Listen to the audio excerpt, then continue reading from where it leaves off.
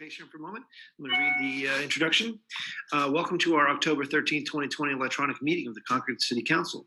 We are meeting electronically due to the COVID-19 coronavirus pandemic in accordance with Governor Sanu's Emergency Order number 12, pursuant to Executive Order 2020-04.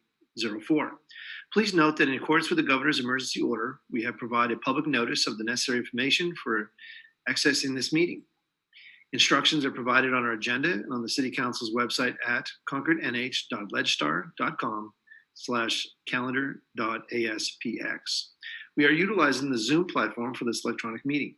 All members of the City Council have the ability to communicate contemporaneously during this meeting, and the public has access to listen and, if necessary, participate in this meeting through clicking on the following website address: us02web.zoom.us/J/83306326119. If any member of the public does not have website access, they may dial the telephone number 1-929-205-6099. If dialing from a landline, you may call in toll-free at 877-853-5257. The webinar number ID is 833-0632-6119. For those of you who want to provide public testimony in the public hearing portion of the meeting and you are connected to the Zoom website, you may click on the raised hand icon in the attendees section to make the request. When the time is appropriate, you'll be recognized by me and you can provide your testimony. For members of the public who are participating by phone, you may dial *9 to alert me that you want to testify. We will not be using the chat function in the Zoom for this meeting. Please note that testimony is only allowed for agenda items and have been scheduled for a public hearing. And public participation is not authorized for any other items on the agenda. If anyone has a problem accessing the meeting, please call 603-230-4619 or send an email to citycouncilmeeting@concordnh.gov. In the event the public is unable to access the meeting, we will adjourn the meeting and have it rescheduled at that time. Please note that all votes that are taken during this meeting shall be done by roll call vote. Let's start the meeting by taking roll call attendance. When you state your presence at the meeting, please also state whether there is anyone in the room with you during this meeting, which is required under the right to know law. Madam Clerk, if you could call the roll, please. Councilor Bouchard. Present, home, alone, in a room. Mayor Boulay. I am in my office alone. Councilor Champlin. I am present in a room in my house alone. Councilor Fennessy. I'm here at my house in a room by myself. Councilor Ray Sexton. I am present in my home in a room with my family. Councilor Hatfield. I am present by myself at home. Councilor Keach. I am present and home alone. Councilor Kennison. I am present and I'm at home alone. Councilor Kretovic. I am present at my father's house in a room by myself. Councilor Mattson. I'm here, I'm home alone. Councilor Nyan. Present at home in a room by myself. Councilor Pierce. Present at home alone. Councilor Rice Hawkins. Present at home alone in this room. Councilor Todd. Here at home alone in this room. And Councilor Werner. I'm here alone at home in this room. Great, well, thank you. And just a reminder before we move on for the public that if you have any questions or any trouble accessing this meeting, please call 603-230-4619 or send an email to citycouncilmeeting@concordnh.gov. So with that, we have two people with us tonight that I want to welcome, first of all, Paul and Denise Poulette. And I would like to recognize Councilor Hatfield for an introduction. Thank you very much, Mayor Boulay, and I'm very honored to welcome Denise and Paul Pulio, the head speakers of the Cowassuck Band of the Pennacook Abenaki people, and I want to thank them very much for joining us tonight. As we as a council and a community undertake work related to racial justice, I believe that it's also important to acknowledge and address the long history of discrimination of Native Americans in our country and right here in New Hampshire. And with the Columbus Day holiday yesterday, I think it is really a good time for us to reflect on these issues and to increase our awareness and understanding. Across New Hampshire, many communities are taking steps to educate themselves as well, and some have decided to change the holiday. I understand that's not before us tonight, but my hope is that here in Concord, we can engage in this discussion in the near future. And with that, I again thank the Pulios for joining us and invite them to speak. Welcome. The floor is yours.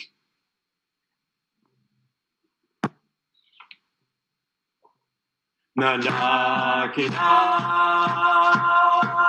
ole, ole.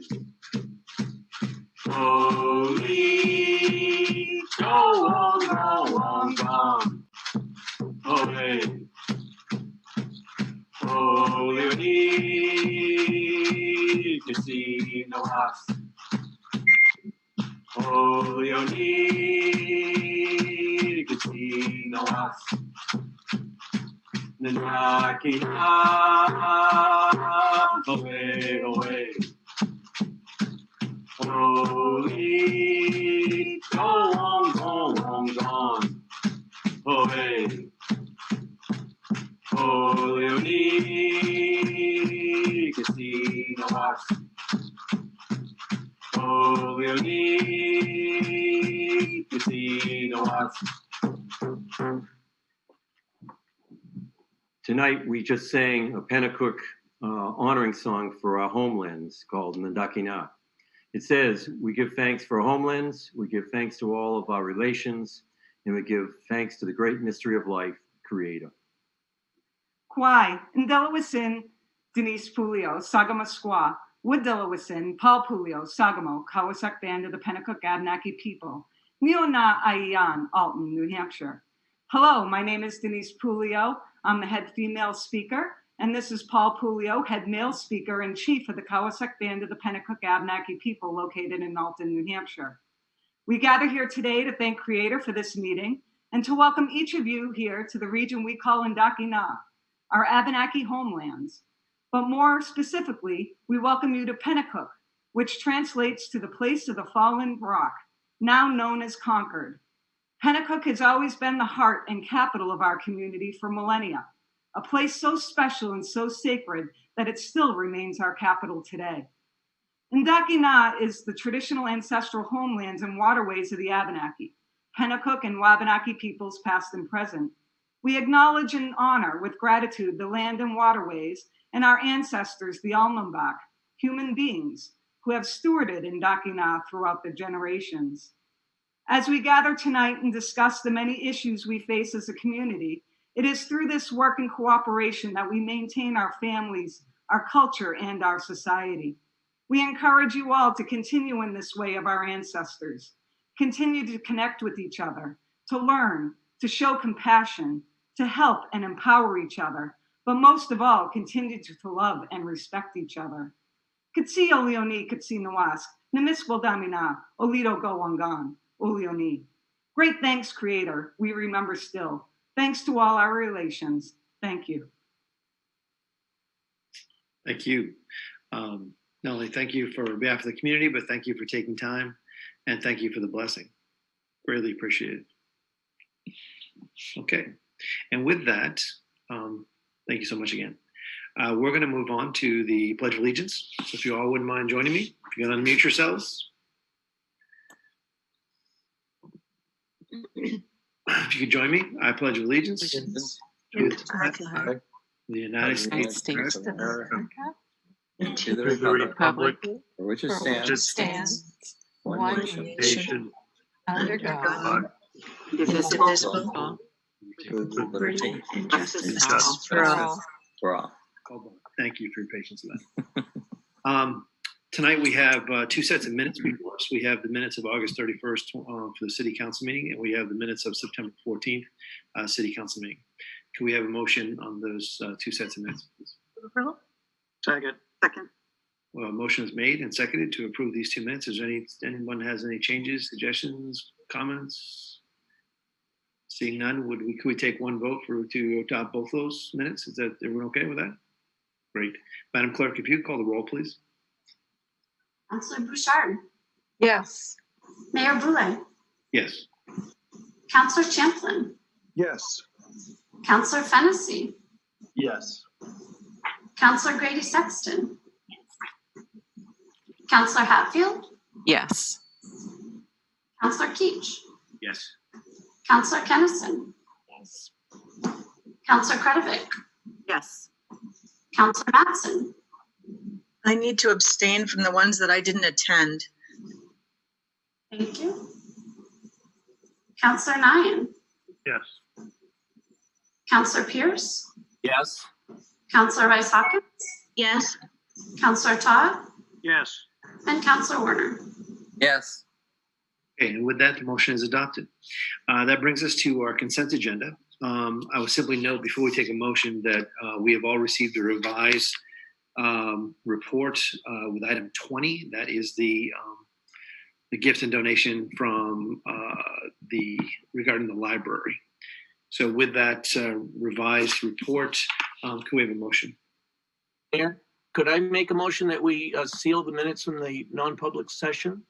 I was going to wait, and since we haven't finished the Okay. non-public, we'll just do it at the end. Council Chairman. All right. Yeah, Your Honor, I'll make a motion, but I will take Rule 6 on item 22 on the consent calendar. Second? Motion made and seconded. Okay, item 22 is the community development report regarding the Catch neighborhood housing. Okay, Yes, Your Honor, I'm a trustee of Catch. thank you. I just want to, okay, anyone else regarding the consent agenda? So we do have a motion before us to adopt the consent agenda. Council Champlin is stepping aside, not voting Rule 6 on item 22, and we have a revised report for item 20. We're all clear on the motion. Madam Clerk, will you call the roll, please? Counselor Bouchard, Yes. Mayor Boulay, Yes. Counselor Champlin, Yes. Counselor Fennessy, Yes. Counselor Grady Sexton, Counselor Hatfield, Yes. Counselor Keach, Yes. Counselor Kennison, Yes. Counselor Kretovic, Yes. Counselor Matson, Counselor Yes. Nyan, thank you. Counselor Pierce, Yes. Counselor Rice Hawkins, Yes. Counselor Todd, Yes. and Counselor Werner. Yes. Thank you very much. The motion is approved. Takes us to our public hearings this evening. Madam Clerk, if you could read item 29A, please. It's a resolution appropriating the sum of $90,260 for the design and permitting of the Merrimack River Greenway Trail, CIP 543, as a transfer in from the Community Improvement Reserve. Okay, thank you very much. Mr. Manager. Your Honor, members of the council, it is recommended the fiscal year 20 funds, the amount of $23,972, continue to be used to review a possible new boardwalk route, and an additional $90,260 from the Community Improvement Reserve be used to design and permit the Merrimack River Greenway Trail from Loudon Road along the river, in the design of the entire route that will reduce the impacts on wetlands and reduce the long-term maintenance costs. Having a final design and all required permits for the trail from Loudon Road south to Terrell Park allow the city to be ready for future grant opportunities as the project would be then shovel ready.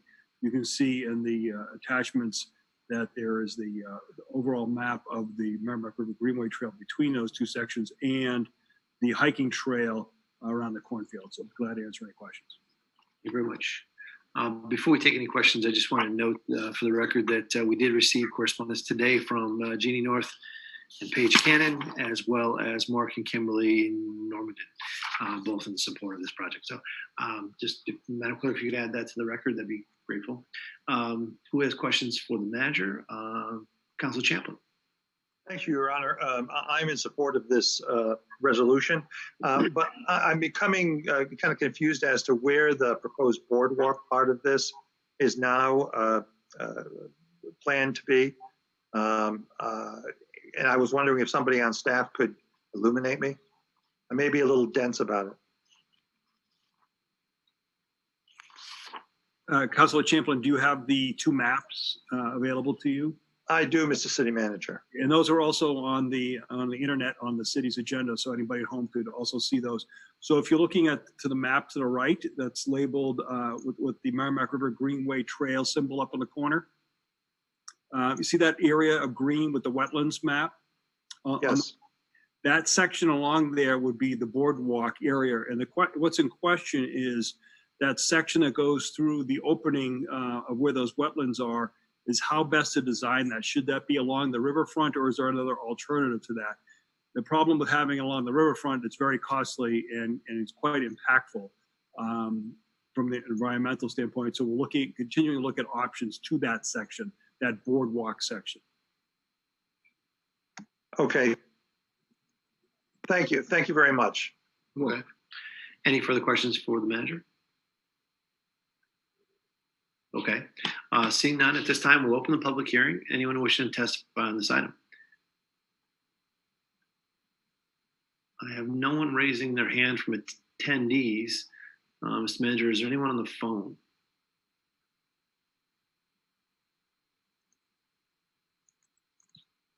Okay, let's just wait a few seconds to make sure.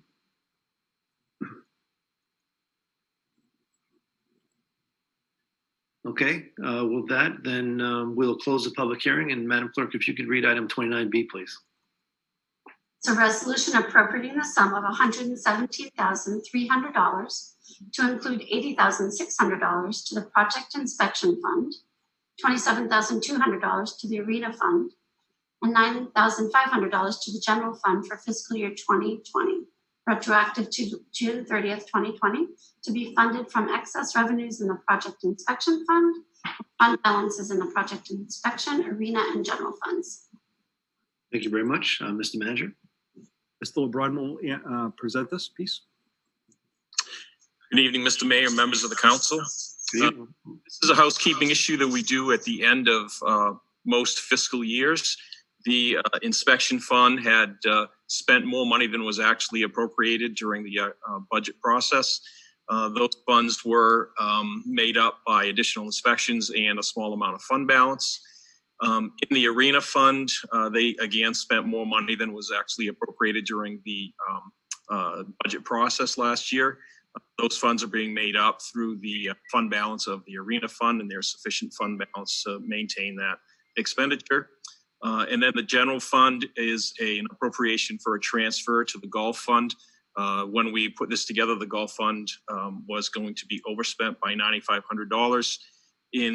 As we continue to move forward with this, we probably, even though we do the appropriation, we likely will not need to actually make the transfer, but we'll determine that once we have all the final adjustments made for the audit as we go forward. So, and that would be made up from the General Fund balance. So be glad to answer any questions. Again, this is a housekeeping item that we do at the end of each year.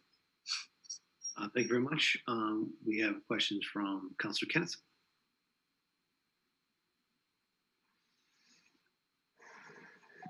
Thank you, Your Honor. Just for point of reference, in the Gulf Fund, $9,500 short this year. How does that compare to last year? This would be an additional transfer. Last year, I believe we transferred just a small amount. I don't remember the exact number, but I can get that and forward that to you. Thank you. I just want to say, every time I've been out to Beaver Meadow this year, it's been super busy, and hopefully we're going to have a great year. Yep, certainly. Thank you very much. Anyone else? Okay, seeing no one else, we'll open the public hearing on this item. Is there anyone wishing to testify?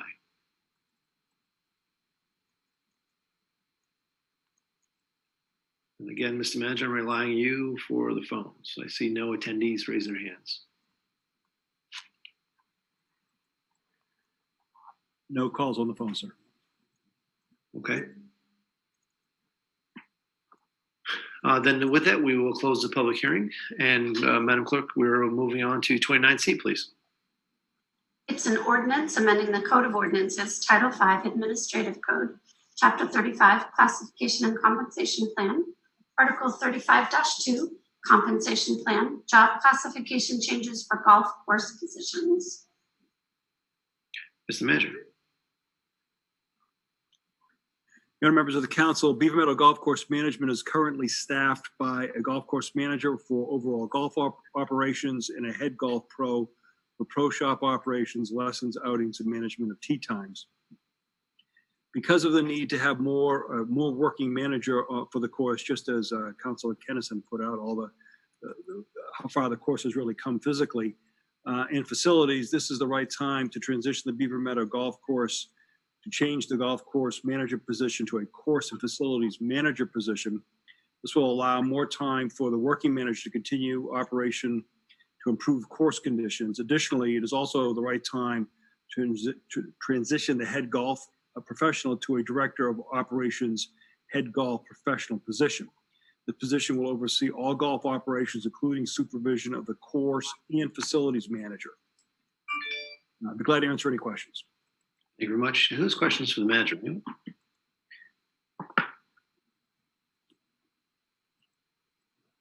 Okay, not seeing any questions. At this time, we'll open the public hearing. Is there anyone wishing to testify?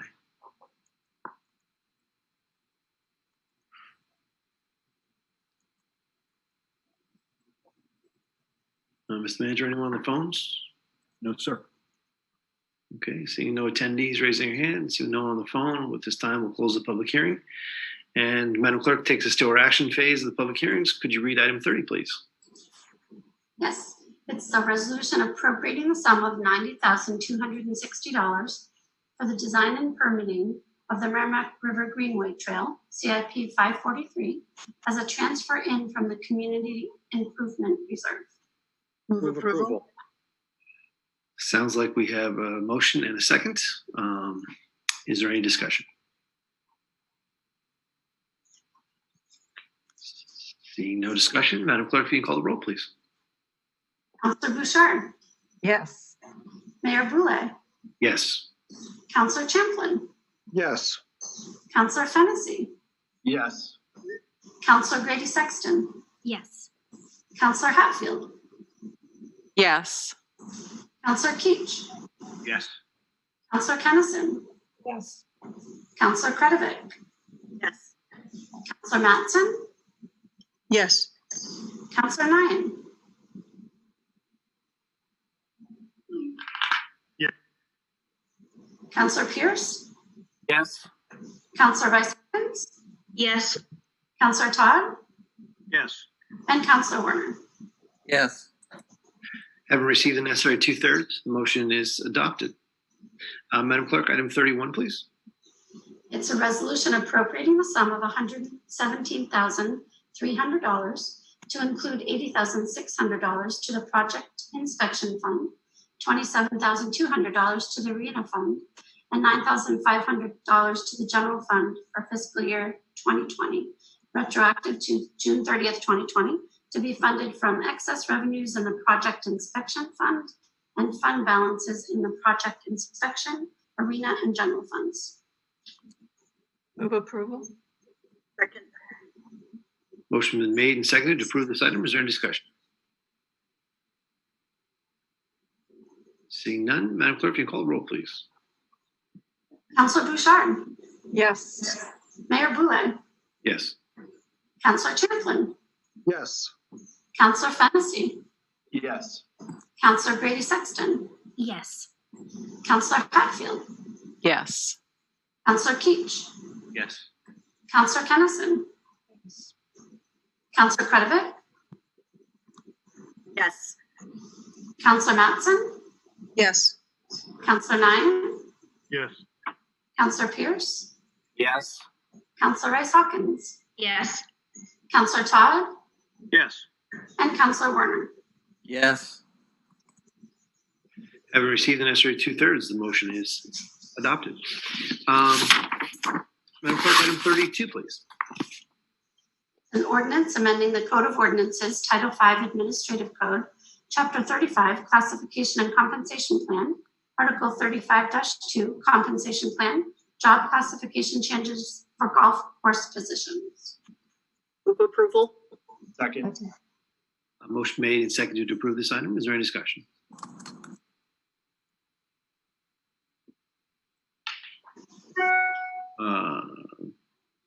Councilor Fennessy.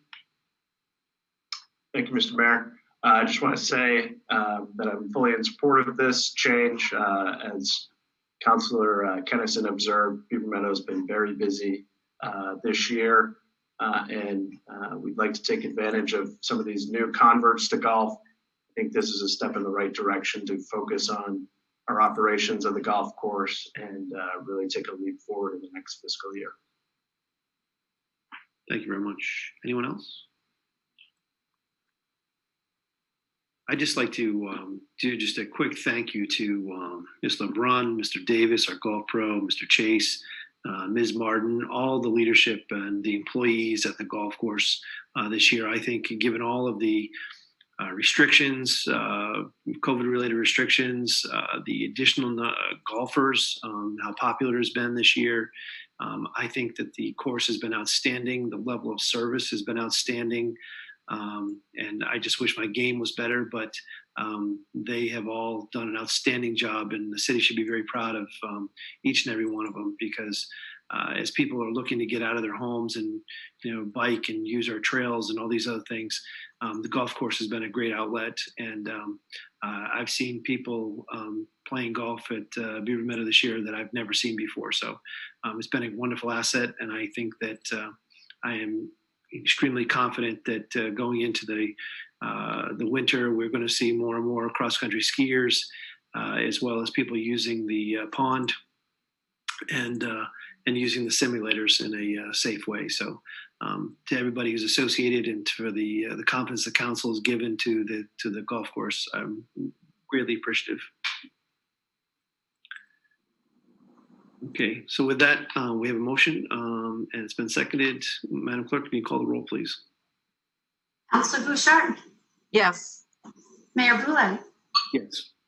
Councilor Champlin. Yes. Councilor Fennessy. Yes. Councilor Grady Sexton. Yes. Councilor Hatfield. Yes. Councilor Keach. Yes. Councilor Kennison. Yes. Councilor Kretovic. Yes. Councilor Mattson. Yes. Councilor Nyan. Yes. Councilor Pierce. Yes. Councilor Rice Hawkins. Yes. Councilor Todd. Yes. And Councilor Werner. Yes. Thank you very much. And with that, the motion is adopted. That takes us to reports. Madam Clerk, item 33. Report from the transportation engineer presenting options for pedestrian and bicycle accommodations for the future Loudon Road Bridge improvements. Thank you very much, Mr. Manager. Your Honor, we'll bring the city engineer in to present this report.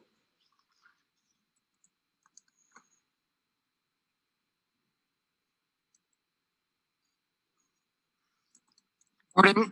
Good evening, Mr. Mayor, City Council. Can you all hear me okay? We can. Good evening. Welcome. Do you have Ms. Hill with you tonight? Ms. Hill is home. She had her baby on Sunday. So she is home with her little boy. So everybody's healthy and quite happy. Please wish her congratulations. And Yes. I guess that's good reason to not be here. So I am the stand-in and prepared to share my screen, if I may. I'm not sure if I have that ability at this moment. That was a great presentation, David. No, we're going to Okay. we're going to move you out into the attendee list and bring you back in a panelist with actually the power to share your screen. Okay, that sounds great. Don't go anywhere. Watch your eyes.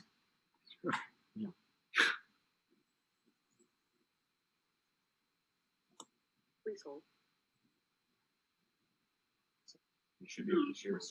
You should be able to share your screen now, David. There he is. Good looking guy. All right.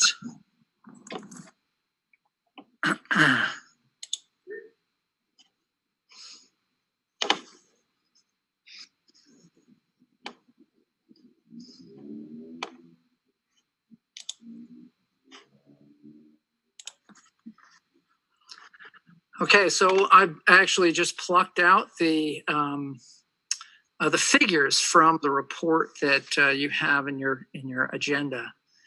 So I first wanted to describe to you what we currently have on the bridge. In conditions, we have a 77-foot wide bridge deck. Includes currently 5 lanes, a 5.5 foot wide median, and 5-foot sidewalks. There is, if you're headed west on the bridge, you'll experience a right turn lane to Fort Eddy. So that is your 5 lanes. And currently, there really is 0 separation between the traffic on the roadway and the pedestrians on the 5-foot bike lane. So this is essentially the do nothing option. Option 2 and 3 are very similar. It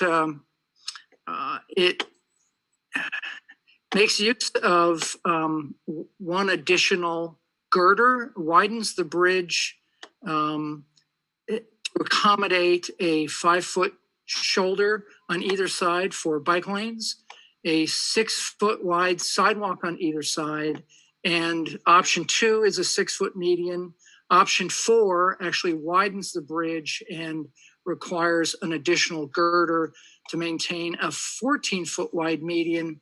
And as you can see, it's reduced the lanes down to 4 lanes instead of 5 lanes. And one of the things that came out of the study is that right turn lane for Fort Eddy is very underutilized. So the engineers at HDR have determined that it's actually probably not necessary. So it could be added back in if we include a 14-foot wide median.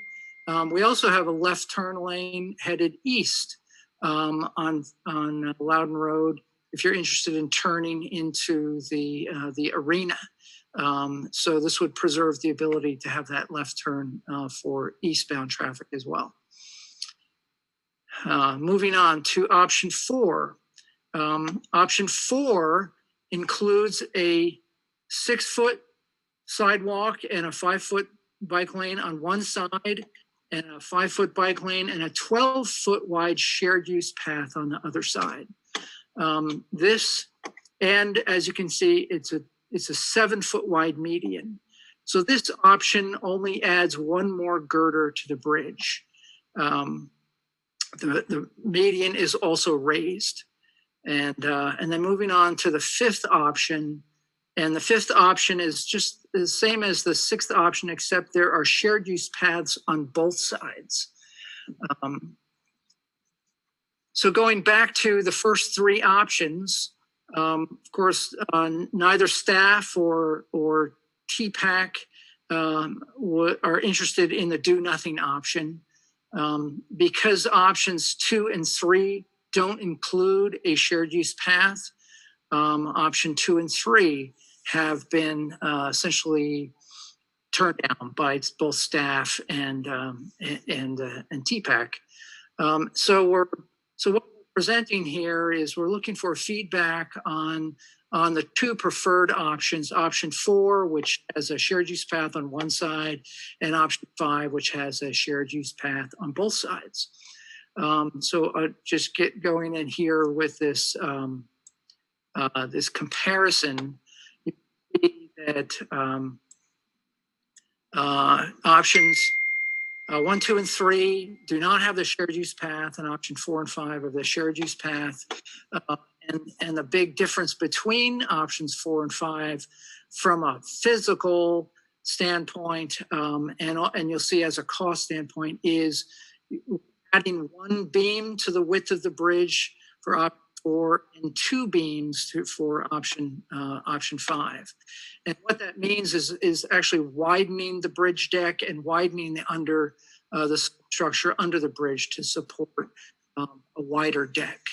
The costs, the DOT, as was mentioned in the beginning of the report, DOT has authorized $8.67 million to the project. The city's 20% match to that is $2.1 million.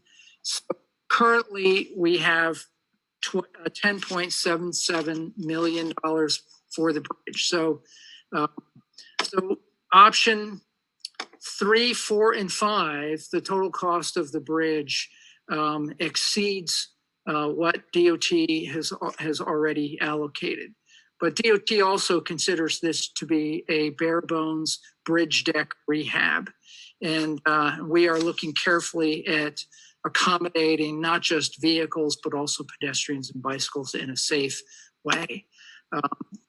So the total cost for option 4 is $4 million, with a potential low city cost in addition at 2.8 million and high at 5.3 million. So that is essentially the cost for adding one additional girder to the width of the bridge deck. And option 5 is a $19 million project. On the low end, we're looking at an additional 3.8 million for the city, and on the high end, 10.3 million. There's a good chance that when we go back to DOT to present this report and the engineering report, the whole purpose of it is to present the city's preferred direction. And so we will need to have a solid discussion with DOT on the cost of the project and what the city actually prefers. So I'll take any questions if councilors have them. Thank you very much. Would you mind bringing back the screen with? Do you want to roll back to? So I can see the people. Oh, sorry. Sorry.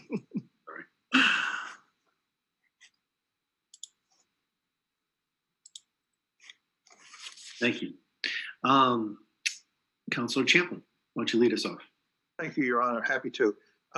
Considering our earlier discussion and vote on funding for the Greenway Trail on the east side of the river, which would use the Bridge Street Loudon Road Bridge as a point of access to the river, to the city and the downtown on the west side of the river, I'm very much in favor of taking into consideration pedestrian and bicycle traffic on this on the rehabilitated bridge.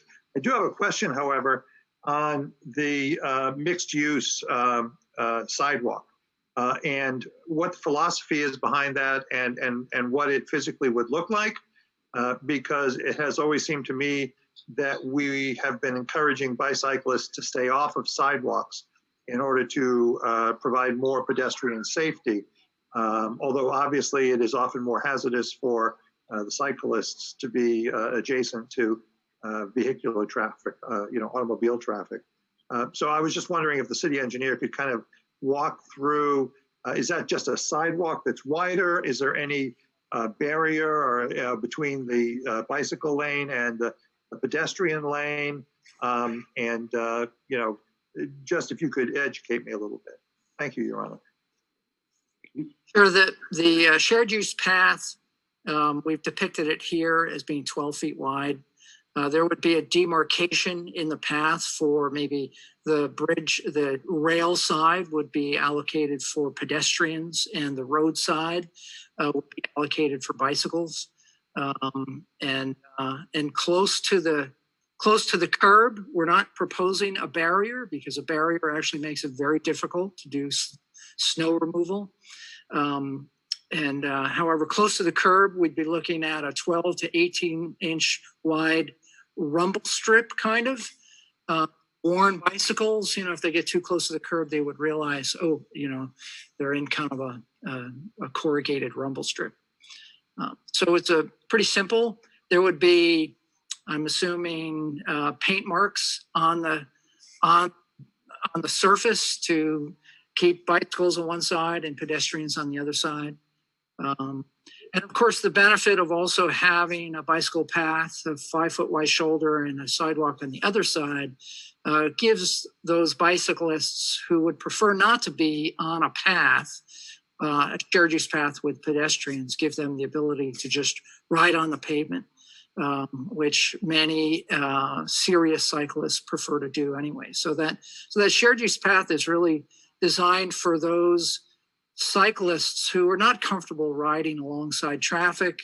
Imagine yourself with your grandkids who are 10, 12 years old. That's a risky thing to go out on the street when you're only got a 5-foot bike lane and you're right next to traffic. And so it really provides that bicycle accommodation for all levels of bicyclists. Follow up, Your Honor? Yes, please. Isn't 6 feet considered to be the optimum for a bike lane that is on a roadway, Mr. Cedarholm? 5 foot is quite standard. In some areas where there isn't enough, it's reduced to 4. 6 foot is unusual. If you can afford 6 foot, 6 foot is always nice. But we're really trying to squeeze all of this onto the pavement, onto this 86-foot wide bridge deck. One consideration we've also talked about is actually reducing the 5-foot bike lane to 4-foot bike lanes and creating a 14-foot wide shared use path. So that gives the pedestrians a solid 6 foot and then the cyclists a solid 8 foot. Thank you, Mr. Cedarholm. Thank you, Your Honor. Thank you. Councilor Krenovic. Mr. Cedarholm, thank you very much for the presentation. I found it interesting that you said that the right lane is hardly used on the bridge turning down to Fort Eddy Road. Do you think that one of those constraints is the width of the bridge today, the fact that it goes 4 lanes, and then you almost have traffic that's backing up, blocking the access to that? Or do you see some other potential for why there is less use for that turn? I found that odd because typically when I've come that way, the traffic is always backed up and you almost have to wait to get into that lane. I'd be curious to know your thoughts. Well, so we do have scenarios where they both of the straight through lanes on the bridge, if you're headed west, are all jammed up, and then because that right turn lane maybe it goes about halfway across the bridge, it can be actually difficult to get in that right lane. So I think maybe that's what you're pointing out. But our observations are there's actually a small number of cars that if they're headed west are turning right into Fort Eddy. Most of Fort Eddy traffic is coming from downtown, the eastbound turning left. So follow up, Your Honor. Please. I also found it interesting that the Department of Transportation, they oversee the bike and pedestrian program for the whole entire state, and they are supposed to be encouraging bike use and pedestrian use in order to reduce the overall emissions from gas vehicles. We have some general energy goals for the state. Obviously, as a city, we have energy goals that we're trying to reach as well. And yet when it comes to actual pedestrian and bike access in high traffic areas, the state backs away and goes, no, we're not going to give more. And perhaps the city manager can help in this regard. But when they expanded I-93 down south in the Wyndham area, didn't the state step up and fund a bike path for their community because they were impacted by the expansion of a highway? And so all these monies were funneled into communities in the south, but in our own state capital, where our own Department of Transportation resides, we can't put in bike and pedestrian access. Maybe this is more of a commentary than a question. Did you find it interesting to hear the state's response? There, I'll make it a question. Well, I think what we want to do at this point, that's my understanding of how it worked down south. What we want to do at this point, city engineer is saying what we're going to do is once you choose an option, we will go to the state and saying, this is what we need for our community. And being this is the main entranceway into your entire state office park, your largest state office park, it would make sense to provide alternative means of access and transportation to there. Wouldn't you like to contribute additional dollars into this project? And really, the question for you is, how much do you want to ask for, and which type of design would you like to have? So I'm going into the discussion with state, saying that they would agree with just what you said, Councilor Kretovic, and these are the types of projects they would like to fund under the state bridge improvement program. Thank you for that. I appreciate it. Councilor Kennison.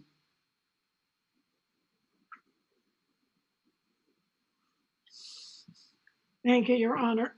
I have probably three things that I want to ask. One is, from a simplistic point of view, I like the option 4 for the cost differential. The next question I wanted to ask is, are those lanes going to be realigned, going towards Fort Eddy and coming from Fort Eddy?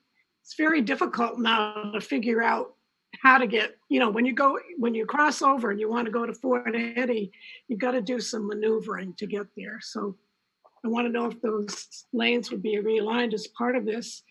And the other issue around cost is, if we do the one side only, in the long run, it would also reduce maintenance cost. I don't know by how much, but I'd be interested in hearing what the real difference is between option 4 and 5 in terms of not just cost, but practical issues.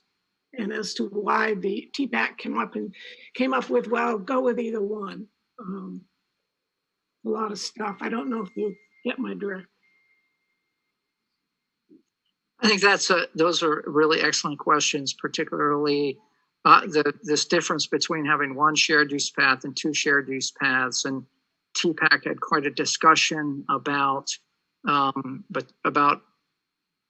we would certainly, if DOT is going to contribute, they should contribute and give us two paths, a shared use path on both sides.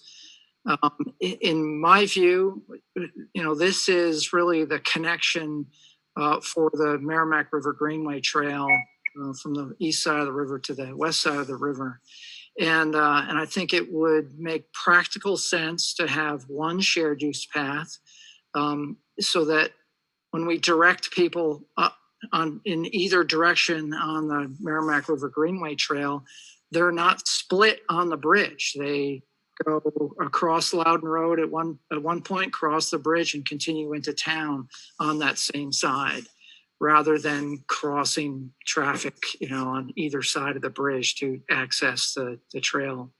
But one of the things TPAC and the Friends of Merrimack River Greenway Trail have not determined is the actual route of the Greenway Trail from the east side of the river over to the Stickney Ave area. Does it go through a bridge? Does it go through a tunnel? Does it split, on both sides of the bridge and then cross over once we get to Stickney Ave? And so I think those are things that we really need to work out. At this point, though, if the decision is to advocate for a shared use path on one side, we're not actually committed to one side or the other. I'm kind of a pragmatist, and I just don't see the necessity for having a 12-foot wide shared use path on both sides of the bridge. Thank you. And to answer actually the question about the alignment, there is a strange alignment on the west end of the Loudon Road Bridge, in the vicinity of the intersection there at Fort Eddy. And there's little that we can do at this point. We've looked at a number of options to improve that alignment. But the state's plan for exit 14 and the I-93 widening project addresses that. And so in some sense, our improvements to the bridge are somewhat of an interim fix that work for either one of the options that DOT is looking at for Loudon Road through 93, whether the Loudon Road goes over 93 or under 93. Both those options touch down at Fort Eddy, and that is when we'd have an opportunity to really address that alignment issue. Okay. All right. Moving on, we have Mayor Pro Tem Bouchard. Thank you, Mr. Mayor. I want to follow up on the removal of the right-hand turn lane, the exclusive right-hand turn lane on the bridge. I just disagree. I think that right-hand turn lane is used a lot. My concern is where there's no dedicated right-hand turn lane on Loudon Road when you're heading west and people are turning right to go down East Side Drive to go to East Concord, 393 or whatever. The traffic on Loudon Road backs up in that lane all the way past Arnie's Ice Cream.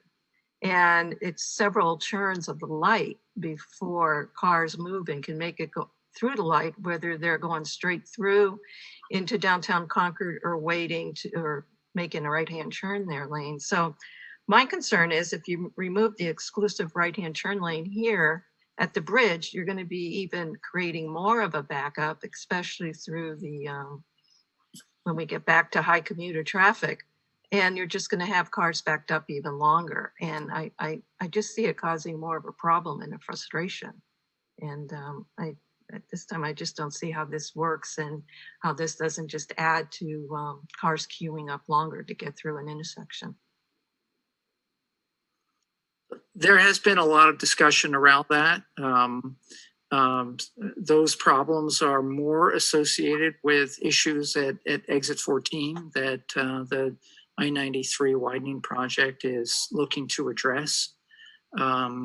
So it's a question of, do we design the bridge, these improvements to the bridge to accommodate challenges that at exit 14 that are slated to be corrected, or do we oversize the width of the bridge, thinking that, well, I-93 widening will never happen?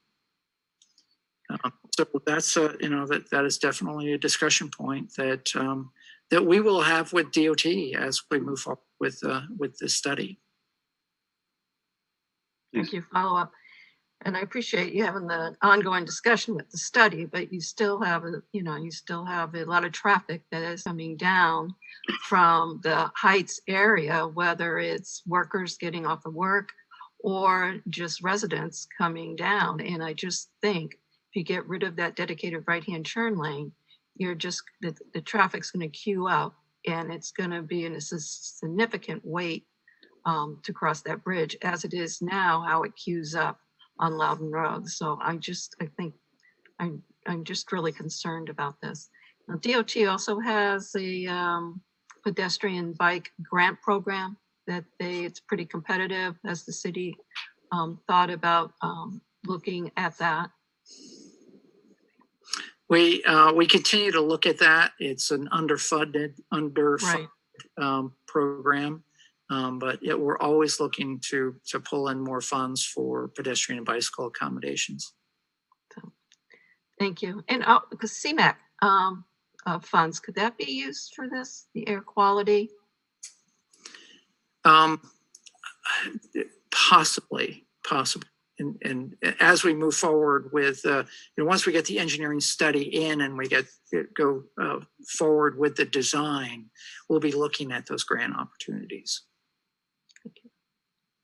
Thank you. Councilor Hatfield? Thank you. In terms of the width of the bridge, either to get to the issues that Councilor Bouchard's raising or looking at, the paths on either side, I'm wondering if you can speak to the width of the raised median in either option 4 or 5, because I note in option 4 it's 7 feet, in option 5 it's 14 feet. I personally think that it would be great to have a median there because there isn't one now, but I'm just do we really need it to be that wide? And if not, could we capture some of that space to meet some of these other needs? So the 14-foot wide median that you see in option 5 is it could be 7 feet, it could be 5 feet. The point is with option 5, whether it's a 5-foot median or a 14-foot median, we're adding 2 girders to the bridge. And so we could save on some costs by reducing that median to something less than 14. But 14 preserves the left turn lane on the for eastbound, and it would potentially also preserve the right turn lane for eastbound. Can I ask a follow-up, Mr. Mayor? So could we have option 5 and preserve the right turn lane? Option 5 does preserve the right turn lane because it still preserves that 14-foot. So whether it's the right turn lane for eastbound or the left turn lane for westbound, that's really the purpose of that 14-foot wide median. Can I just add one other thing, Mr. Mayor? So I am on TPAC, and so I did get a chance to see this before and discuss it, and it's extremely helpful, and I thank staff for all their work.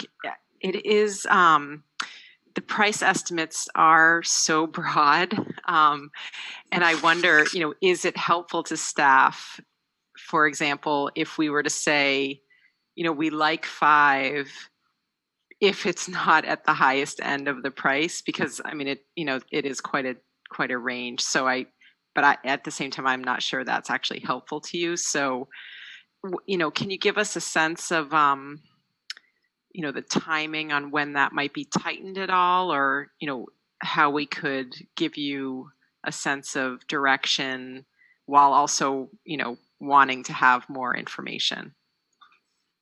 So really the low range is whether or not DOT helps to support funding for these additional accommodations. The high range is if we get 0 additional support from DOT for the bicycle and ped accommodations. Okay. Thank you. All right. Councilor Mattson. Thank you, Your Honor. I did want to chime in as well. I agree with Councilor Bouchard and Councilor Kretovic, and that that right turn lane isn't so much that it's not used, it's that the blockage for it, people are still getting caught behind that already. And I would be concerned about losing that lane. I do think that probably option 4 would be maybe the better one. We don't necessarily need the shared use path on both sides. But I do think that part of the reason those lanes were considered underutilized is because people it's not wide enough for them to actually get by safely. So they're stuck waiting. We could find a way to fix that. We could probably keep traffic moving better. Thank you, Your Honor. Thank you. Councilor Nye. Thank you, Your Honor. Mr. Cederholm, thank you very much for presenting the information. I do note that in each of the options that has a shared path, you're proposing, or the recommendation is a 6 or 14-foot raised median. What's to prevent a shared path without having that 6 to 14-foot median stripped down the raised median? It seems to me that might be a couple other options working with the existing width of the bridge as it is today. Well, so the raised median is really to minimize the risk of head-on collisions for east and westbound traffic. When the lights are green in both directions, you've got traffic in excess of 40, 50 miles an hour screaming across the bridge, and so the engineers have highly recommended some amount of a median, and a raised median provides the heightened safety for to prevent head-on collisions on the bridge. Follow up, Your Honor? Yeah, sure. Thank you very much. Mr. Cedarholm, how many traffic accidents have there been on that bridge where there have been head-on collisions? I don't have a good answer for that. Do you think you could get us a good answer, please, sir? I could look. We have we looked at primarily the accident rate at the intersections. So we've got a pretty solid count of what the accidents were on the intersections. But I will check with the police department to find out what do we have for head-on collisions currently on the bridge. Thank you. I appreciate that. It just seems as though that we're trying to engineer a solution, and I understand how that would be why it would be the preferred solution to have that raised median. But if we don't have the traffic data to support doing so, we can save quite a bit of space to maybe do some of those bike and pedestrian improvements without actually adding that raised median. Yeah, one of the main reasons also for the raised median is to create a pocket for that left turn lane for westbound traffic into the arena. If you just paint the left turn pocket, people just occupy it anyway. So the raised median does help to direct traffic so they're not just tooling down the middle of the median. Also, Mr. Nine? Yes, thank you very much. Thank you, Councilor. Mr. Cedarholm, perhaps you could share this. What is the width of the median going up Loudon Road from Gully Hill? What's the width of the median coming off of 393 onto North Main Street? I believe it's only 5 feet wide, but I don't know. I don't really accurately know. I don't have that number in front of me. So I can find out. If the goal is to simply to prevent people from running into one another, and I don't think looking at the intersection data is really going to reflect what I think Councilor Nyan was looking at, and not what I'm looking at either. I'm clearly not an engineer, but I just don't understand the need for having such a significant median if we're trying to accomplish, the safety of bikes, pedestrians, and others on the road. So maybe I'm missing something. Oh, I appreciate that. My training is not in transportation engineering, and so I'm at a disadvantage here not having Karen Hill with me. But in all the discussions that we've had, particularly in regard to the left turn lane into the arena, that is something that seems like the majority of people want to preserve. And so that is one of the reasons why we've carried a median in order to preserve that left turn lane for westbound traffic into the arena. If we there also is a left turn lane at the next set of lights for the main entrance into the arena, and so if that entrance was defined as the primary access into the arena, we could potentially eliminate that left turn lane altogether and make the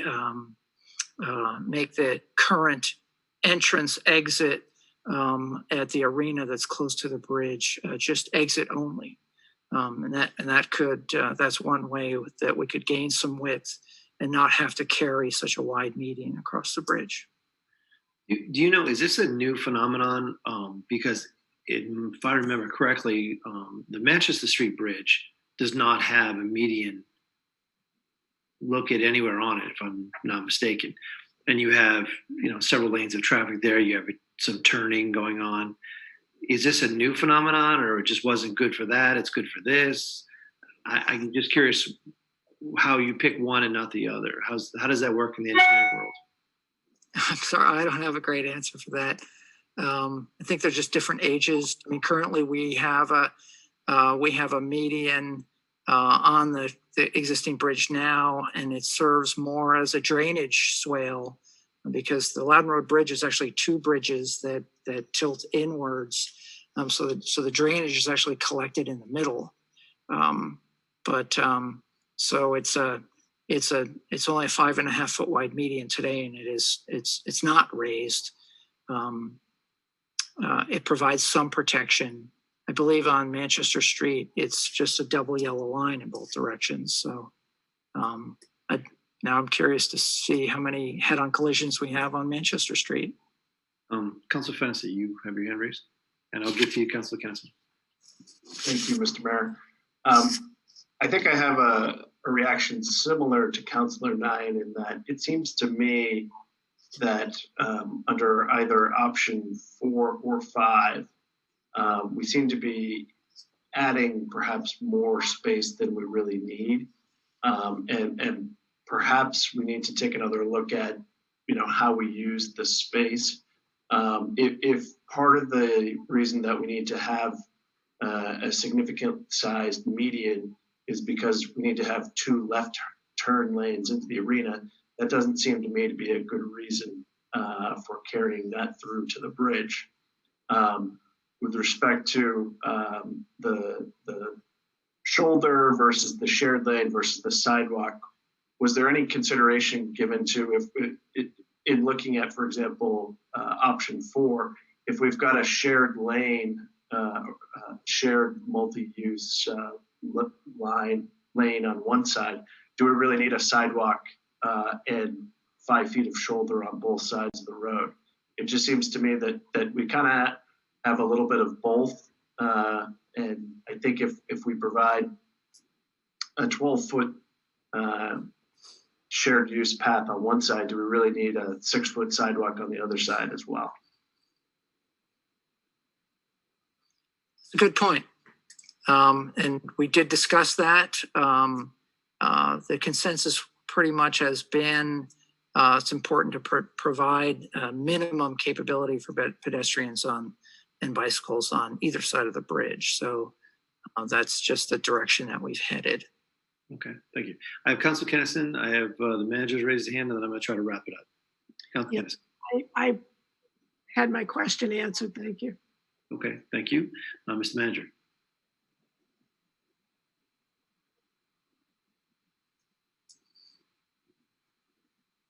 So the Manchester Street Bridge has a raised median for the entire crossing. If you remember, I think the reason for that, you remember that bridge when that was done was a complete replacement of the bridge that was out there down to the water level, I believe, versus that's a little bit different here because here we're talking about decks and changes and maybe additional girders. Being that you have so many interesting ideas and questions on this, it might make sense to send this back to TPAC to review those and then come back with a recommendation. Unless there's a time, David, unless there's a time frame where we have to get to the state by a certain time for something, would an additional month be a problem? So I'm going to try to wrap it up. So what I heard, instead of going around and around to go over and over again, what I heard was item 4 and 5 were acceptable to the group. That item 5 or choice 5, if we could get as many things as we could get, the better. But obviously, price is a concern, and thus I think when the price gets added into item 4, seems to rise to the top. But I think Councilor Hatfield asked some good questions in terms of what are construction costs actually going to be. When you look at the construction industry out into 2021, there doesn't seem to be a lot of work at the moment. So I'll be curious on how we get, what we receive for bid prices going forward in the future, considering, how fast the economy will be bouncing back. So unless we're way off, I think what you're looking for is some guardrails, pun intended, on the discussions you're going to have with DOT. And what are you shaking your head for? That was good. I'm agreeing with you, Mayor.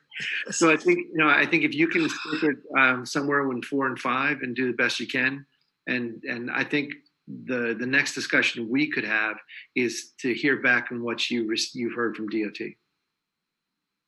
That's helpful. Yeah. Does anybody concur or disagree, or does that seem fair? Sounds good. Council, I like what you said, Your Honor. I would also like to explore the option of switching the main entrance to the arena. That, what you had mentioned there, Mr. Cedarholm, seems to be a relatively inexpensive solution for gaining quite a bit of space.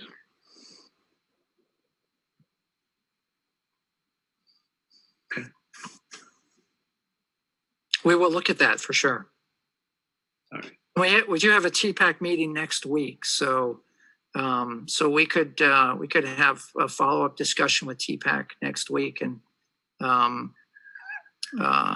Okay, let's go back there anyway. Forget it. Never mind. Okay. Do we want to go back to TPAC, or do we want to move forward with? Do you think we have enough information? The manager I would seems love to just move forward. along with the engineer to go back to TPAC. I'm feeling like we have had a healthy discussion and we've given them enough information to move forward with DOT. What's the pleasure of the council? Councilor Mattson, you have your hand up. I'm sorry. Move forward, please. Anyone else? Move forward. Same. Mr. Manager, do you feel like you have enough information to go forward? You do. Okay. Thank you very much. I think you've got your general consensus. Thank you, everyone. Thank you. I appreciate the time and detail. And thank you to TPAC as well. Time they put into it. That takes us to our new items, new business. I've asked the manager and the clerk to add 33A under new business, and that's the discussion of COVID-related grants. I want to just talk to you all about this a little bit. I suspect that you all have heard many of the same concerns that I've had. I know that Council Champlin has had many conversations with folks downtown, and he can share his own experiences, but I just wanted to share you a little bit what I've heard. One of the things that is going to be key to keeping a healthy downtown and keeping a healthy community is dealing with restaurants and making sure that as we move back inside, as you all remember, on November 15th, that is the deadline to take things off of the street with the parking spaces and sidewalks and to move them back in. And my concern is as we move back inside, it's going to be much more difficult for those establishments to be able to stay open and to make a go of it. I know that the governor said we can have 100%, but still abiding with the 6 feet, the distancing and such. So it's a struggle for folks to make a go of it. I looked at the budget, and one of the things that we did was we appropriated $30,000 for fireworks, and then we chose not to do the fireworks. So using some money that had already been appropriated, and that way we don't have to go through a hearing and such. At least I don't think so. I'll ask our solicitor that. But I would like to ask for your consideration to repurpose $15,000 or half of that money that we had originally allocated for the fireworks to put out in a grant program for our restaurants to use that for investing in plexiglass or other safety related items to help them along to maybe, kind of extend their life either outside or what they can do inside to create a safer environment and hopefully keep them on their feet. So I throw that out for your consideration. I wanted to identify where the money would come from, and I also wanted to see what you all thought. So with that, I have Councilor Kredivic. Your Honor, I think it's a great idea. My concern would be that are we looking at only supporting the restaurants in the downtown with monies that was intended to support the entire community? I believe that we also have not given a contribution to In-Town Concord because they're not having any events this year. And perhaps that source might be a better option to shift those funds because it was dedicated downtown dollars if you were looking at just the downtown and not the entire of the city. But clarity would be helpful here. Thanks. I probably misspoke and just said downtown, but I think that there are restaurants I can name two in downtown Pennacook that I can think of that would be, or I don't want to limit to just downtown, but I also recognize that it's a limited amount of dollars. It's only going to go so far. Thank you. I appreciate that clarity. Councilor Rice Hawkins. Thank you. And Councilor Kretovic asked part of my question. The other part is just how would this grant process be allocated, and would there be a cap on how much individual businesses could receive, given that it's not a particularly large pot of money? Thank you. I personally think there should be a cap. But I also personally don't know what the cap should be, because I don't know what the costs of those type items are, what they are. I mean, I know, for instance, City Hall used a lot of plexiglass, whether you go in the clerk's office or you go into collections. I don't know what we paid for those. I don't know what it would cost to do at a restaurant. So that's why I left it fairly vague, because I wanted to see what the opportunities were. But I do think we should cap it so that you can help as many possible places as you can. That was a thought. I mean, as I said, I'm open up to ideas if anybody has better ideas. Councilor Champlin, I apologize. Councilor Champlin, you were next.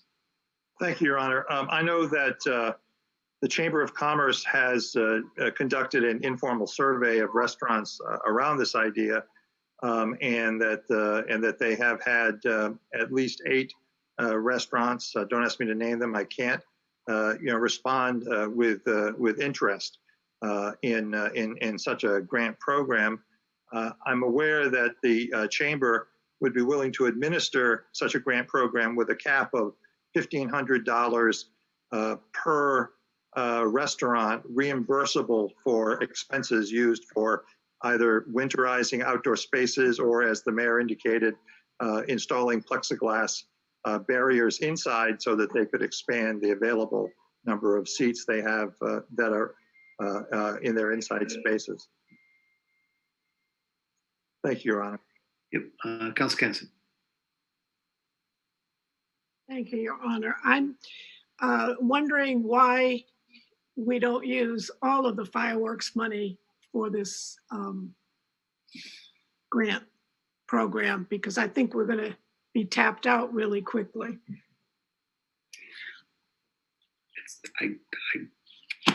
my opening offer. I don't know. I really wanted to just have the discussion and see if this is something people are interested in at all. It may be something that people don't, but so it's up to you all.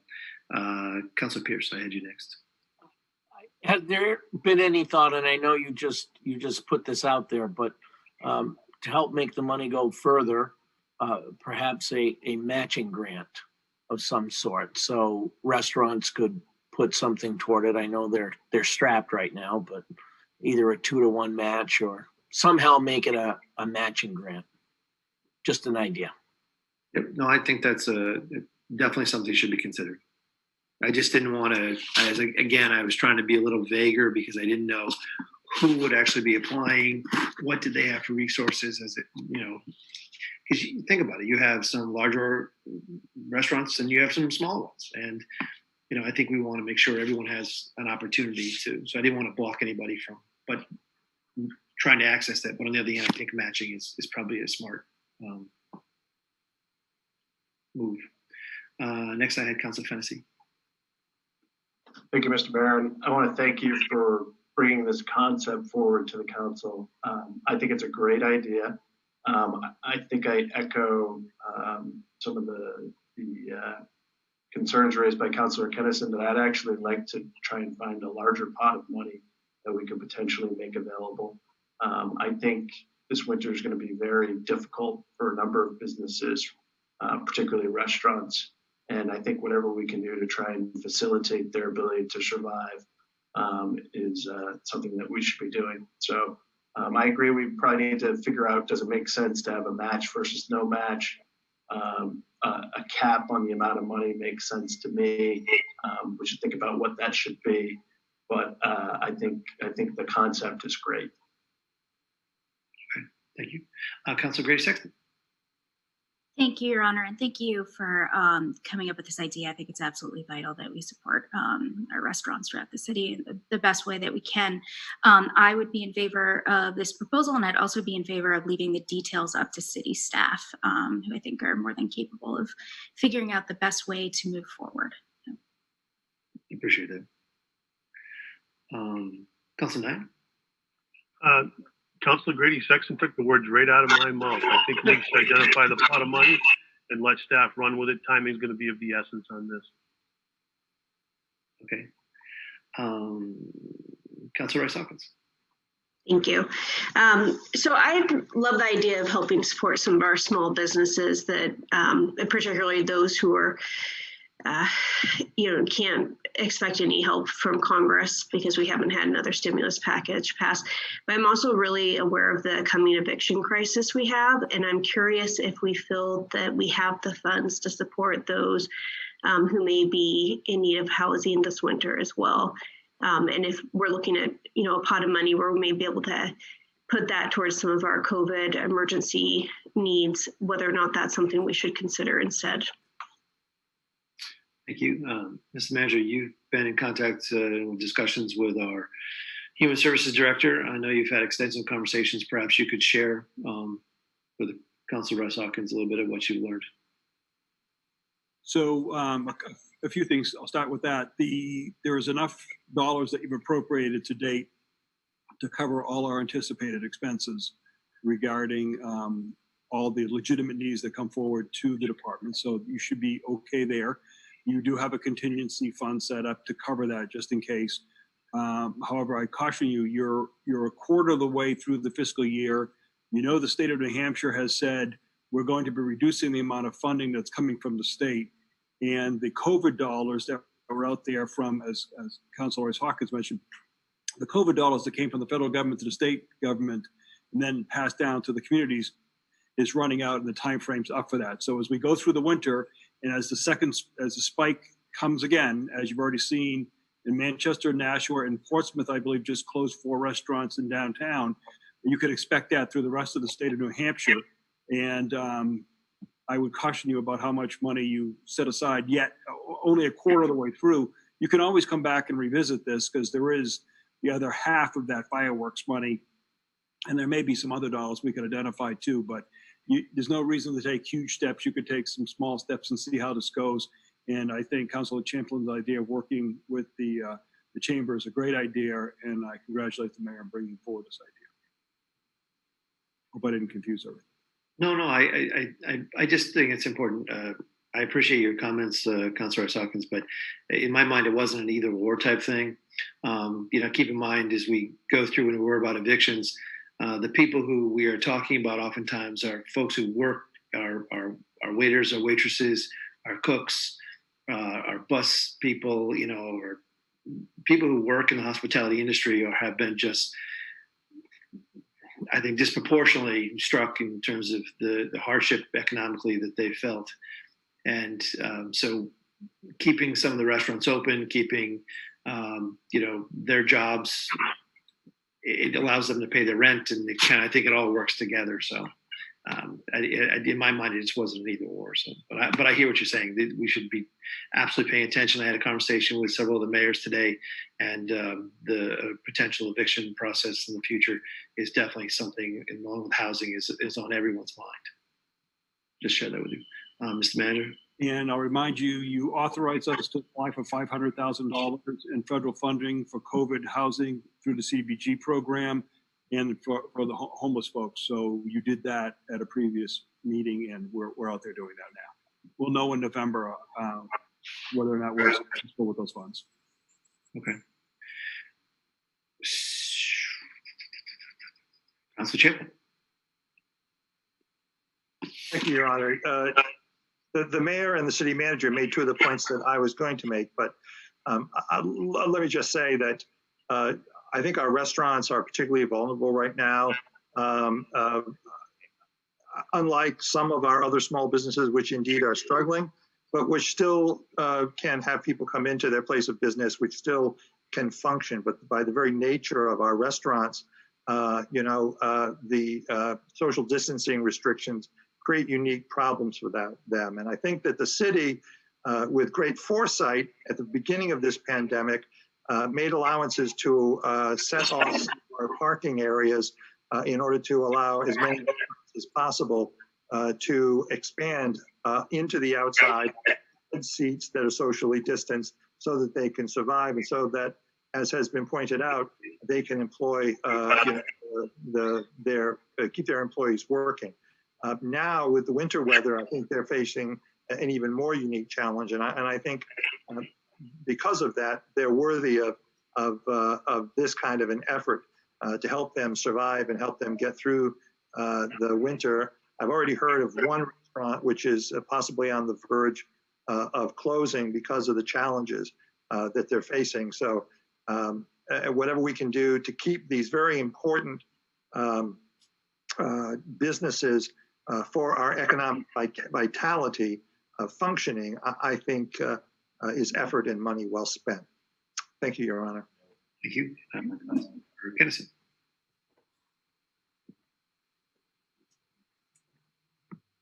Thank you, Your Honor. In thinking about the amount to put in the pot, I think perhaps if we start out with the half of the amount, we can always come back later and add more if it, this becomes a very, if we tap it out. So rather than going with the 30,000, I think I would 15 as you had recommended. And I love the idea. Thank you. Okay.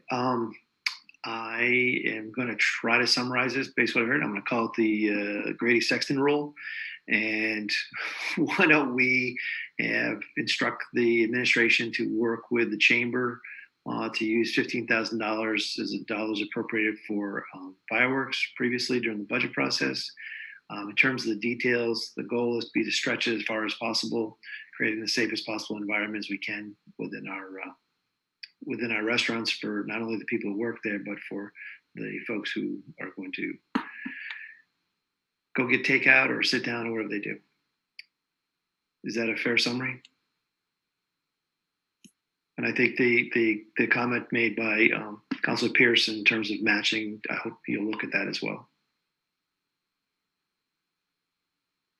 Councilor Rice Hawkins. Thank you.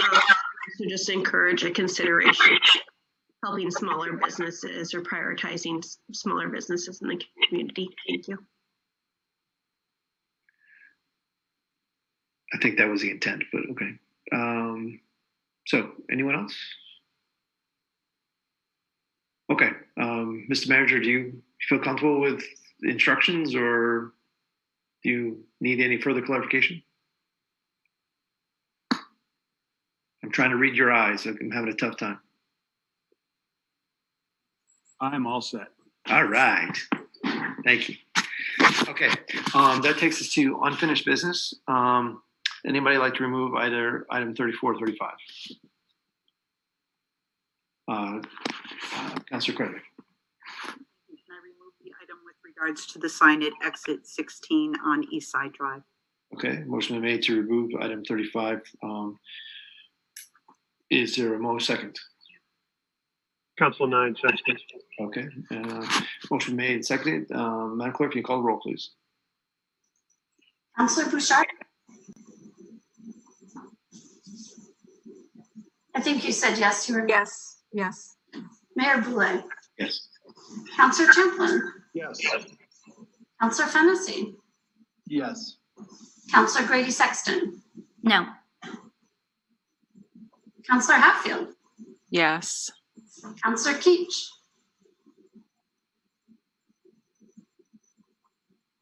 Councilor Keach? Sorry, yes. Thank you. Councilor Kennison? Yes. Councilor Kredic?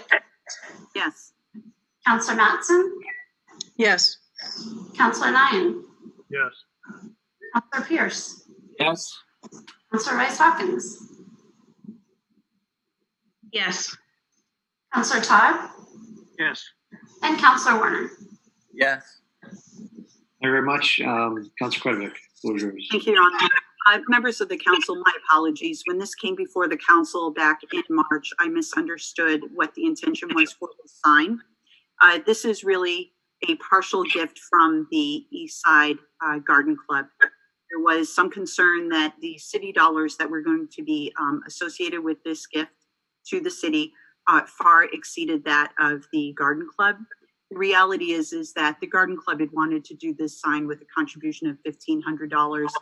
Through the process of evaluation, based on where the sign was going to be placed, the fact that it will be in a snow load area on exit office 16 coming into the roundabout, there was concern about the longevity of the sign, and then it just became a project that got larger. Through that process, the East Side Garden Club was able to maintain and secure funding as the $1,500 contribution from themselves, as well as get a contribution from Cary Monument to do the engraving of the sign, as well as part of the installation. There are leftover monies from the roundabout project that would cover the other expenses associated with it, but the report also shows that there is about $1,000, $92 left to cover a gap. The concern was a $1,500 versus what the city contribution was really what the barrier was here. I did not understand all the effort that the East Side Garden Club had put together. It would be my recommendation that we move forward and ask the city to cover the $1,092 gap that is missing to get this sign put in place, and allow the Garden Club to give a kind contribution in kind, as well as their $1,500. And that would be my motion. Thank you. Okay, Mr. Manager. So, Your Honor, what the mechanics of this would be, you'd want to follow along with Councilor Kretovic is recommending, if you want to do that, you would accept the report from Mr. Bahia, which you have on file, and you would need to come back with an appropriation for the $1,092 to be able to close that gap. So you put that on for a future meeting, have a public hearing, and appropriate those dollars. Thank you for the clarity. I appreciate it. Where are those dollars coming from? The fireworks program. I'll try again. No, I don't know. You'd appropriate it, so you just add it to the budget.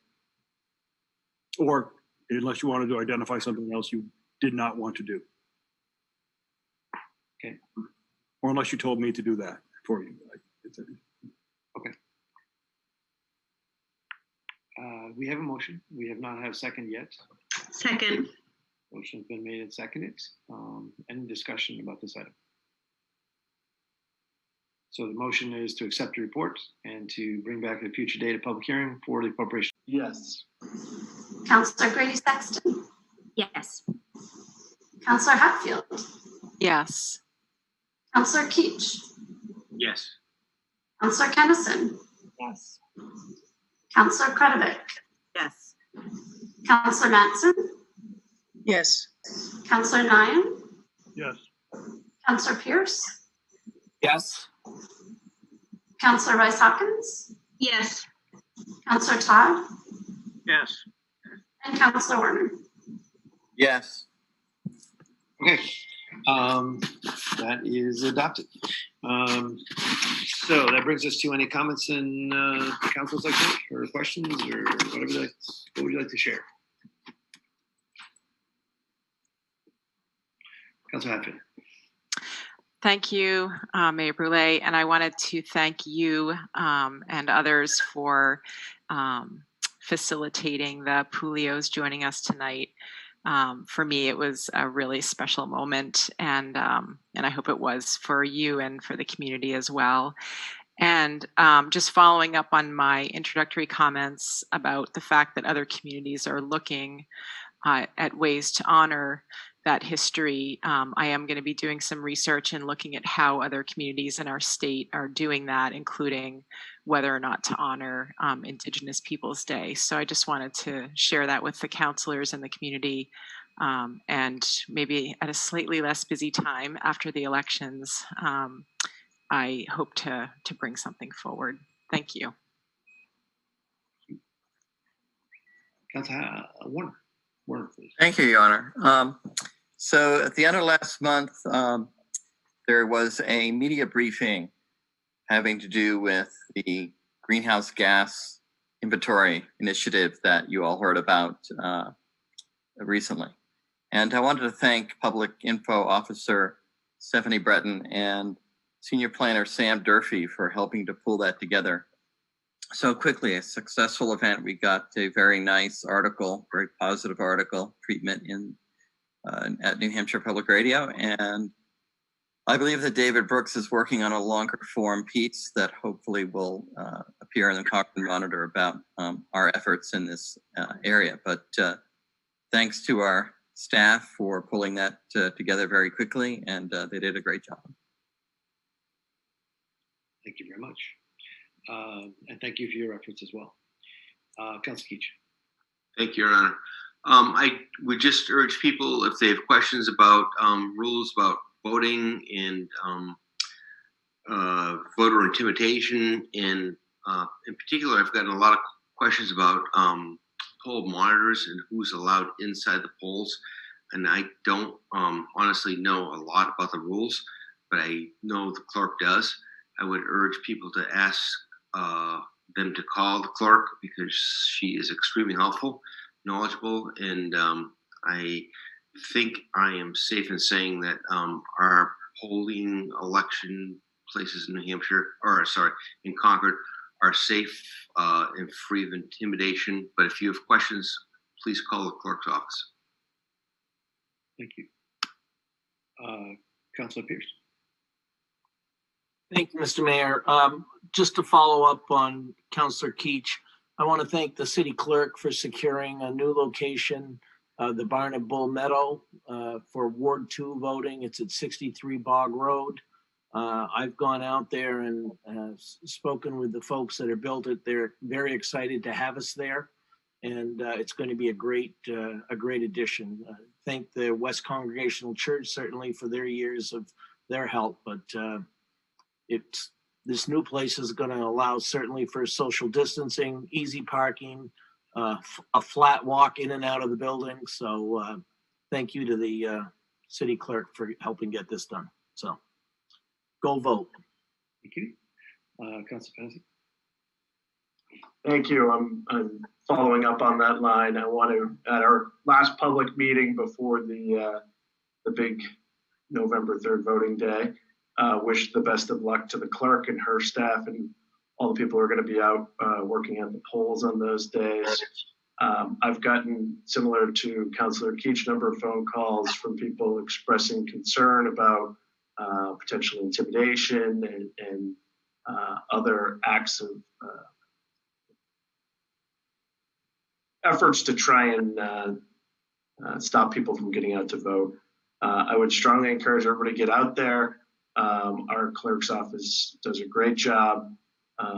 We certainly will make sure that people get the opportunity to vote, and the only way you can have a meaningful impact is to get out there and vote. So encourage everybody to get their absentee ballots if they're going to do it that way, and if they're going to vote in person, please bring a mask. But if you choose not to, we'll have one available if you need it. Thank you. Councilor Champlin. Thank you, Your Honor. I want to follow up on what Councilor Pierce mentioned about Ward 2. I also would like to just remind folks in Ward 7 that thanks to the good work of our city clerk, Janice Bonifant, their polling place for this election will be moved to the Abbott Downing School for all the same reasons that Councilor Pierce indicated. More space for social distancing, easier to administer, given the crowds that we expect and everything going on. And I also would just like to remind the folks in Ward 9 that they will again be voting at the community center, the citywide community center, as they did during the primary, rather than at Havenwood, in the interest of protecting the health of the residents of Havenwood Heritage Heights. That's it. Thank you, Your Honor. Thank you. Yes, sorry, Councilor. Thank you, Your Honor. I want to thank the conversation with regards to intimidation. There's been a report across the city from many residents about yard signs being taken from their front yard because of one political party over another. And I would just remind people that that also is a form of intimidation, but ultimately a yard sign is not what gets people voted or gets people elected. It's you going out to vote. And so I would concur with my other counselors. Don't be intimidated. Get out and vote. It's important. And we'll see you at the polls. Thanks. Thank you. Anyone else? I have two items. Number one was Mr. Manager. I believe this evening there was a fire at the Friendlies on North Main Street. And I just want to make sure all of our fire personnel and city staff and all those involved were safe and Everyone's safe. good. Thank you very much. Next thing is I was going to ask our wonderful city clerk to give us an update on the city elections, but most of you have already done that already for her. So well done, everyone. But I wanted to ask Ms. Bonifant, what have we missed? And could you give us a little bit more detail? Because I think we have all experienced from conversations I've had with other counselors, a significant number of questions from constituents and residents here in the city about not only how, the process for absentee ballot, making sure everyone's going to be counted, making sure that there's no intimidation at the polling location, make sure that it's going to be safe there, making sure everyone's aware of the new polling locations. For instance, do you plan on the day of the election having people at the old polling locations, instructing people if they hadn't seen or been notified that they'd be redirected to go to the new place? Do you anticipate to put signs out at the old locations to instructing folks to go to the new locations prior to the election? What sort of efforts are we making, and how are you holding up? Thank you for the question. We are doing pretty good here at the clerk's office, very busy. Just an FYI, we have over 6,000 requests for absentee ballots that we've already processed. I think there's probably another couple hundred that came mailed today. So people are voting. I do encourage anyone that has questions or concerns about voting or intimidation to call us. For those 3 polling locations that we've changed for the COVID pandemic times, we are in the process of finalizing a mailing to all residents in those wards so that they're aware of it. We are sending to residents, not necessarily registered voters, to the home addresses to ensure we capture everybody that may be currently registered or those that are not quite registered yet. For the old polling locations in Ward 2, the West Congregational Church, Ward 7, the West Street Ward House, and Ward 9, Havenwood, we are going to have variable message boards out, hopefully a week prior to the election, just reminding people of the change. I had not planned on having people at those polling locations.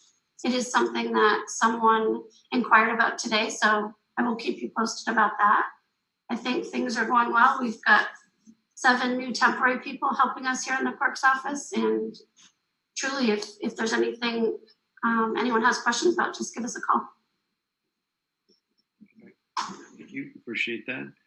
And I guess the last question is, I know the manager asks you this all the time, but I'll just remind you that if there's something you need, don't be afraid to ask.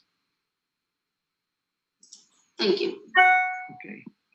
Mr. Manager, do you have anything you'd like to add? She's too polite to say a shorter meeting. But no, if I had to pick anybody to run a city to run a city election, it'd be Janice Bonifant. She's got it all under control.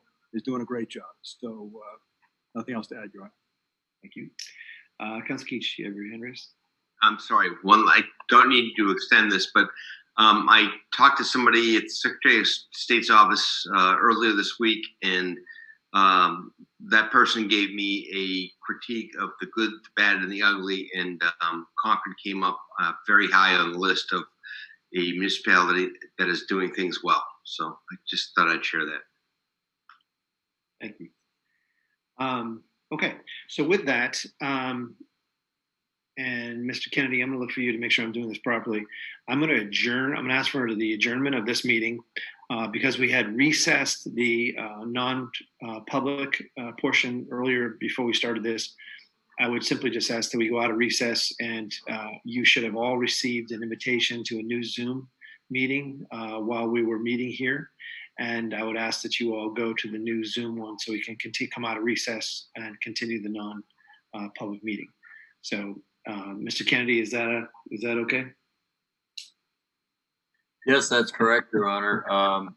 You may recall as a body, you made a motion in public session prior to your meeting, public portion of the meeting tonight to go into non-public session. That meeting came out of non-public session, was recessed, and now you're making, I would suggest that you make a motion to go back into non-public session now with a vote by the body, just to be clear.